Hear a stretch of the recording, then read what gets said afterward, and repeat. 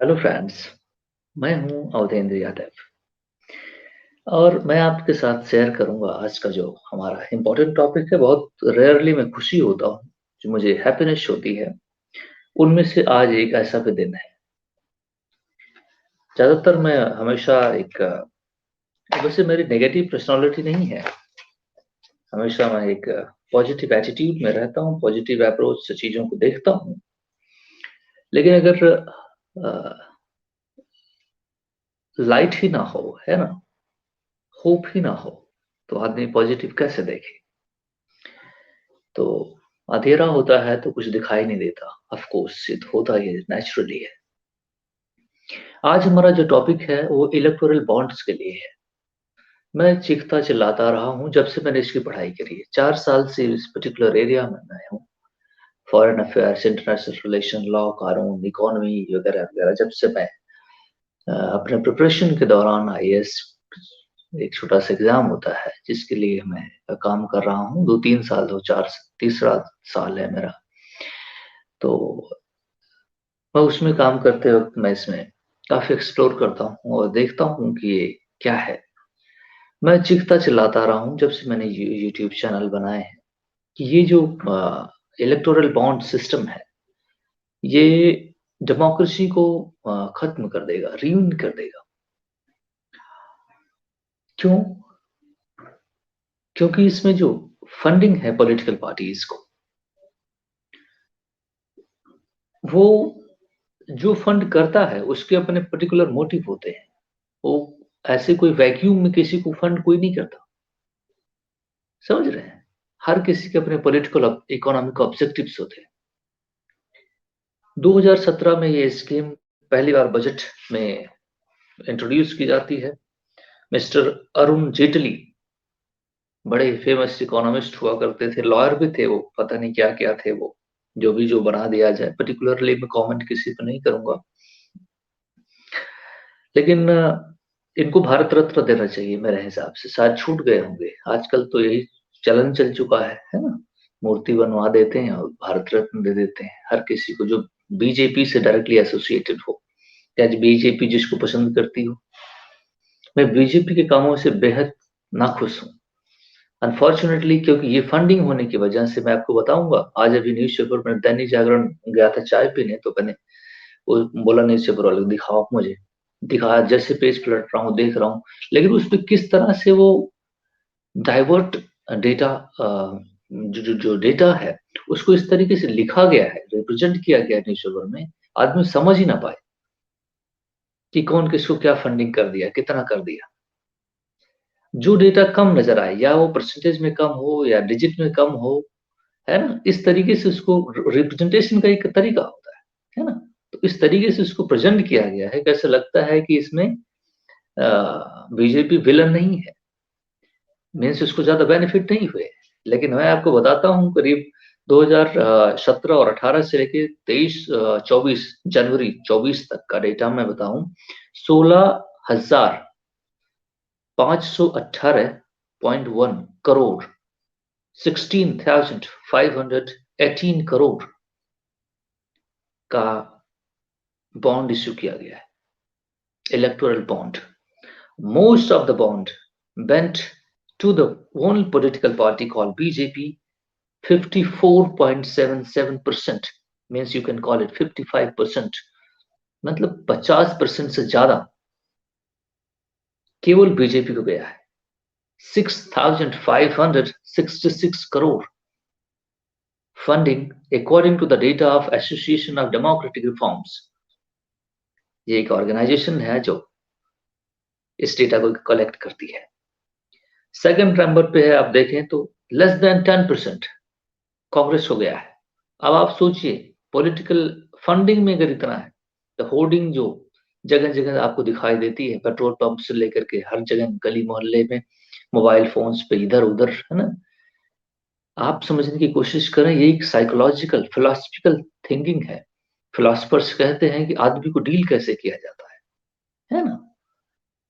आपके mind game कैसे खेले जाते हैं।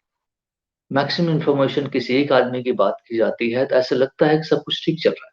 जिसके पास फंड ही नहीं होगा, नहीं, वो अपने मिशंस को कैसे प्रोपेगेट कर पाएगा? हर चीज अच्छी अगर दिखाई देती है तो भी ठीक नहीं है, ये बात आप ध्यान रखें। मीनिंग ये है कि आपको मिसगाइड किया जा रहा है। मैं जनता से बात कर रहा हूँ। हर चीज कोई भी आदमी अच्छा नहीं कर सकता। अगर वो हर चीज अच्छी दिखाई दे रही है तो there is something wrong going on. उस कारपेट के नीचे कुछ गलत हो रहा है। बीजेपी इतना शुद्ध पार्टी नहीं है, ये अपने आंख खोलकर, लेकिन आपको स्टडी करने की जरूरत है। हाँ, ये भी नहीं है कि बेकार पार्टी है, ये भी ध्यान रखने वाली बात है, लेकिन ऐसी भी नहीं है कि बहुत सैंक्टिटी और सेक्रेट है। ये बात आप लोग ध्यान रखें। बहुत कुछ गलत हो रहा है और इसके रिpercussions आपको दिखाई देंगे कुछ सालों के बाद, है ना?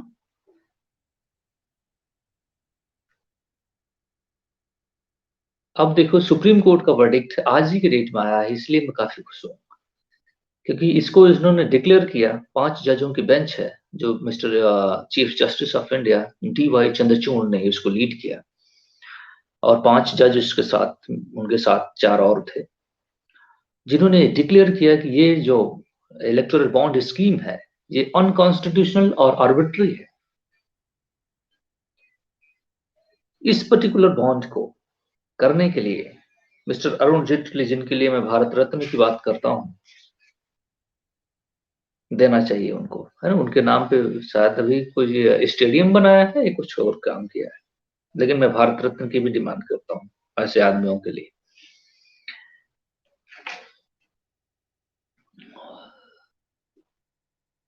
क्योंकि मैं खुश ज्यादा हूं, इसलिए सारे डेटा आपको बताऊंगा मैं। इलेक्शन कमीशन ने, सॉरी, सुप्रीम कोर्ट ने इलेक्शन कमीशन को ऑर्डर दिया है, मार्च 15 मार्च के पहले पहले तक वो सारा डेटा, अमाउंट किसने दिया, किसको दिया, किस डेट में दिया, हर चीज वो ऑन द वेबसाइट, अपने इलेक्शन होने से पहले अपने वेबसाइट पर पब्लिश करेंगे। और अलोंग विद दैट SBI को भी ऑर्डर दिया, जो केवल और केवल SBI ही बाउंड इशू करती है। SBI को भी ऑर्डर दिया कि आप जो है 3 हफ्ते के अंदर, मीन्स लेस देन 18 डेज के अंदर, 36 18 होता है ना, 18 दिनों के अंदर आपको पूरा डेटा कलेक्ट करके इलेक्शन कमीशन को देना है। आदेश दिया गया है, डायरेक्शंस। और order that SBI issuing bank जो है टू इमीडिएटली स्टॉप। अभी जो बॉन्ड उन्होंने पैसे कलेक्ट किए हैं, अभी 2-3 दिन पहले उन्होंने फिर से ये ड्रामा शुरू किया था, इश्यू कर दिया था। तो उन्होंने शुरू कर दिया था, तो उन्होंने कहा कि इमीडिएटली स्टॉप करो, इसको सीज करो, इशूइंग बॉन्ड्स आप तुरंत बंद करो। Share the names of purchaser, जो भी उसको उस बॉन्डों को खरीदते हैं उसका नाम बताइए, और values of the bonds and their recipients, कौन इसको रिसीव करता है, कितने का बॉन्ड है, ये सारी बातें election commission and ask the election commission to disclose this all the details within 13 March, 13 मार्च तक। और उन्होंने कहा कि ये प्रॉब्लम क्या है, ये तो डेमोक्रेसी को खत्म कर देगा, जो कि भारत में धीरे धीरे अब नहीं दफन हो रही है ना? पॉलिटिकल डिसेंटर्स, लोग डरते हैं। पता है, ये एसोसिएशन ऑफ डेमोक्रेटिक रिफॉर्म्स, कई सारे मीडिया वाले, सबसे सारे जो एंटी गवर्नमेंट हैं या क्वेश्चन करते हैं, उनको जेल में डाल देते हैं ये लोग, है ना?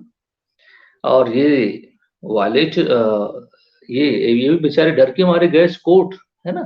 क्योंकि यहाँ बोलूंगा तो कुछ होगा नहीं, उल्टे हमें जेल भी हो जाएगी, कम से कम कोर्ट के आदेश को तो कोई मानेगा। अब कोर्ट के आदेश को बीजेपी मजबूरन मान रही, कभी उनके स्पोक्स पर्सन भी कह रहे हैं कि भाई मानना तो पड़ेगा क्योंकि सुप्रीम कोर्ट का ऑर्डर है, नहीं तो नहीं मानते, है ना? वो तो पॉलिटिकल फोर्स में है, अब किसकी मानेंगे? हम्म भारत में तो यही तो है, जब कांग्रेस फोर्स में होती है तो फिर उससे कोई क्वेश्चन नहीं कर सकता, है ना? मतलब ताकत भी होती है कोई चीज, है ना? जब कोई ताकत में हो तो कोई कैसी बात कर, आम आदमी क्या औकात हो सकती है कोई क्वेश्चन कर दे, है ना? उनके पास पुलिस फोर्स है, आम आदमी को तो मतलब पता नहीं क्या कर देंगे ये लोग, है ना। और भाई मेरे हिसाब से मैं क्वेश्चन करता हूँ कि भारत में गवर्नेंस लेवल पर डेमोक्रेसी नहीं है। मेरा अपना ऑब्जर्वेशन यही है, और मैं 100 बार यही कहूंगा कि भारत में डेमोक्रेसी नहीं है। हम उसको भी डिफाइन करेंगे किस तरह से इसका गवर्नेंस चलता है। एक्चुअल में गवर्नेंस भारत में दो कंपोनेंट्स हैं, लेकिन अभी आज का टॉपिक वो नहीं है। मैं बताऊंगा इस पे डिटेल में, क्योंकि मुझे गवर्नमेंट ज्वाइन करना है, इसलिए ज्यादा पॉलिटिकल कमेंट करना भी मुझे ठीक नहीं है। लेकिन मैं अपने जो व्यूज हैं वो आपके साथ जरूर शेयर करूंगा। बहुत अनफॉर्चुनेट, क्योंकि मैं क्यों दुखी होता हूँ, ये देश रहना चाहिए, डे टू डे इसको स्ट्रेंथन होना चाहिए। देश की जो गवर्नेंस सिस्टम है ये स्ट्रांग होना चाहिए, और स्ट्रांग जब ही होगा ये जब इसमें ट्रांसपेरेंसी होगी, रिस्पॉन्सिबल गवर्नेंस होगा, लोग स्ट्रेंथेंड होंगे, उनके पास ताकत होगी to ask the questions. Dissenters को जेल भेज देना ये कोई भी तरीका नहीं है। पॉलिटिकल डिस्कोर्स होने चाहिए, बेस्ट ऑफ द बेस्ट, उसमें से इवॉल्व करना चाहिए even the ideas. Prime minister बातें अभी यूएई में, सऊदी अरेबिया, अबू धाबी में खड़े होकर के उन्होंने वर्ल्ड गवर्नेंस नहीं समिट में उन्होंने अपनी स्पीचेस बड़ी बढ़िया बढ़िया बातें उन्होंने करी है, लेकिन वो करते नहीं है। यहाँ पे इम्प्लीमेंटेशन उसका करते नहीं। उसमें से उन्होंने करीब 45% बातें झूठ बोली है नरेंद्र मोदी साहब ने वहां पे जाकर के। 55% सही है, लेकिन 45% वो झूठ बोलते हैं। और उसका इम्पैक्ट क्या होता है? इम्पैक्ट यही होता है कि लोग जो नीचे रह रहे लोग हैं ना, उनकी कैपेसिटी इनकैपेसिटेट हो जाते हैं। पहले तो अपनी पॉवर्टी और अपने ही प्रॉब्लम्स से वो इतना घिरे होते हैं, दूसरा गवर्नमेंट उनकी सुनती नहीं है। आप सोचिए गवर्नेंस में कितना प्रॉब्लम है, कभी आप कोई क्वेश्चन नहीं कर सकते। जबकि इंडिविजुअल पर्सन को भी प्रॉब्लम हो तो गवर्नेंस को सुनना चाहिए। अगर इस तरीके से हम जिस दिन गवर्नेंस बना पाए, गवर्नमेंट चला पाए, क्या आम आदमी एक सिंगल को भी प्रॉब्लम हो तो गवर्नमेंट उसको सुने, उसके इश्यूज को एड्रेस करे, नहीं तब जाकर के पीपल स्ट्रेंथन होते हैं। लेकिन चलो ठीक है, सुप्रीम कोर्ट ने अभी क्या कहा? इन्होंने कहा कि डेमोक्रेसी डेमोक्रेसी को रीन कर देगा चीज है right to information influences. Right to information, जो लोगों का राइट टू इंफॉर्मेशन है वो उसे भी इन्फ्रिंजमेंट करता है ये। About the potential quid pro quo, ये एक वर्ड है जो इसका मीनिंग ये है कि आप कोई चीज हिडन एजेंडा जो उसके नीचे कॉर्पोरेट के नीचे चल रहा हो। ये इंग्लिश वर्ड नहीं है, ये कुछ फॉरेन वर्ड है, मे बी कि फ्रांस से लिया गया है, क्योंकि हमारा कॉन्स्टिट्यूशन भी कई सारे फ्रेमवर्क से मिलकर बना। तो लिटिल बिट मैं इसको बताऊंगा क्या है ये, लेकिन इसका मीनिंग यही है कि वो अनदर कॉर्पोरेट अरेंजमेंट्स जो है, and ruled that supreme court ruled that an amendment of section 182 of the companies act 2013 2013 which permitted Indian companies to donate any amount to a political party was unconstitutional। पहली चीज, इन्होंने क्या किया, representation of peoples act 1950-51 जो बना हुआ है उसको चेंज कर दिया यही लेने के लिए। कंपनीज एक्ट को इन्होंने चेंज कर दिया, इनकम टैक्स एक्ट को इन्होंने चेंज कर दिया। अगर आप डोनेट करते हैं तो कोई टैक्स नहीं देना। और कंपनीज एक्ट में इन्होंने क्या क्या रिफॉर्म्स किए मैं बताता हूँ आपको। Right to information of the political funding, under right to information about political funding, कहाँ से पॉलिटिकल फंडिंग हो रही है, राइट टू लोगों का राइट टू इंफॉर्मेशन है under the article 19 fundamental right of the people, clause 1 sub clause A of the constitution। Amendments made on preceding years representation of people's act, companies act and income tax act violates their right to know। Third component, corporate contribution means companies का contribution have a more profound impact on the political process that individuals donation. इन्होंने क्या काम किया कि जो companies पैसा भेजती हैं और इंडिविजुअल दोनों को बराबर कर दिया। मैंने ये है कि पहले ये डिस्टिंक्शन था कि कंपनीज के नॉर्म्स अलग थे, हम पैसा भेज इंडिविजुअल कोई भेजना चाहता है तो उसके नॉर्म्स अलग होंगे। और कंपनीज में भी उसमें कई लॉ थे, contribution done by the companies and are purely business transactions. ठीक है, अगर वो कोई काम करता है तो प्योरली बिजनेस ट्रांजैक्शन, वो ऐसा नहीं है। Companies act 2013 amendment section 122 manifested arbitrarily for treating companies and individual alike. No distinction between a loss-making company. Loss-making company को पहले अलाउ नहीं था कि वो फंडिंग करें। ठीक है, वो लॉस मेकिंग कंपनीज पहले 2000 अभी जब अमेंडमेंट किया वो शायद 1919 में किया था, है ना, 2 साल के बाद, तो लॉस मेकिंग कंपनीज को भी परमिशिबल बना दिया कि आप भी पेमेंट कर सकते हैं, पहले ऐसा नहीं था। And no distinction between loss-making companies or the profit-making companies. Before the amendment, loss-making companies was not able to contribute, है ना, उसको परमिशन नहीं थी। रिमूवल ऑफ द कैप, पहले तो ये कैप भी था, केवल आप 7.5% ही डोनेट कर सकते हैं कंपनीज का नेट प्रॉफिट का, उससे ज्यादा कंपनी का नेट प्रॉफिट से ज्यादा 7.5 से ज्यादा नहीं कर सकते। लेकिन उन्होंने उस कैप को भी हटा दिया कि आप जितना मन करे कर ले, है ना। removed the cap of the donation by the corporate previously set at a maximum of 7.5% of the company's net profit was also struck down by the court. ठीक है, अब ये तो बताओ लॉस मेकिंग कंपनीज कैसे, सपोज करो मेरी company है जो लॉस कर रही, मैंने पॉलिटिकल षड्यंत्र किया, जब सरकार की बैकिंग होगी तो पॉलिसीज भी पता चल जाएंगी क्या आने वाली है और क्या होने वाला है, फिर मैं इन्वेस्टमेंट करके प्रॉफिट कमा सकता हूँ और उसमें आया हुआ प्रॉफिट मैं पॉलिटिकल फंडिंग कर दूंगा। नहीं, आप समझिए कि इसकी बैकिंग पीछे क्या हो सकती है। जो कॉर्पोरेट, अभी देखिए बीजेपी कॉर्पोरेट जितना भी नेशनल एसेट्स है ये क्या बोलते हैं इसको, डिसइन्वेस्टमेंट कर दिया। DIPAM होता है ना, department of investment asset management, ministry of finance या कॉर्पोरेट में आता है।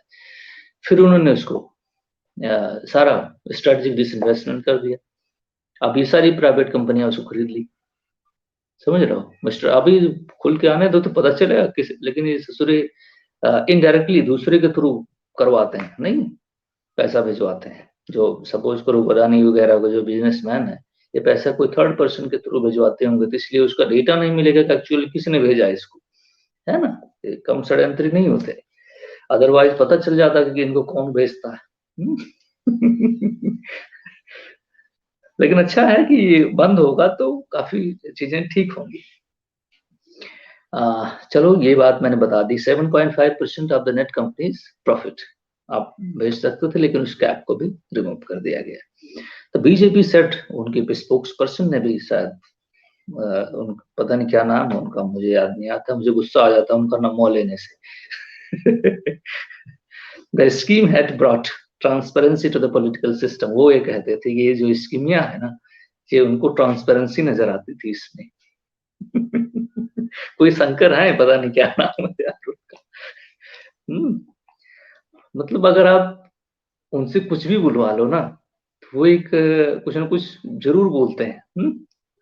हाँ, अब कुछ और भी अपने अपने इंडिविजुअल कमेंटेटर्स थे, उन्होंने भी कमेंट्स किया है कि इनलीगल बंद हो जाएगा, अच्छी बात है, ये है वो है। सो illicit political funding बंद हो जाएगी, डेमोक्रेसी स्ट्रेंथन होगी, दीज ऑल द थिंग्स, है ना, डज मैटर।